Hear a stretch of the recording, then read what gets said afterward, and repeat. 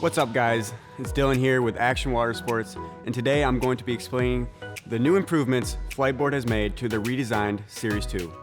This year, Fliteboard has created an even simpler board with a more durable and redefined structure with an expanded range. Now let's talk a little bit about the improvements Fliteboard has made to their Series 2 board. The first being that Fliteboard has removed the 2 electrical data pins located inside the board to reduce the maintenance time and improve reliability when out on the water.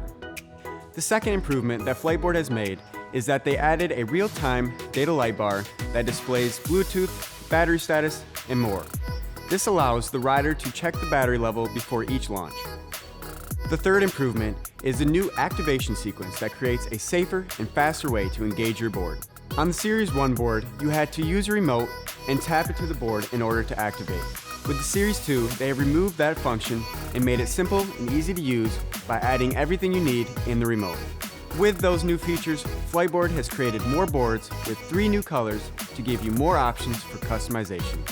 Thanks for watching. If you have any questions about our Series 2 Fliteboard or eFoils in general, stop by your local Action Water Sports or visit our Learning Center at actionwater.com.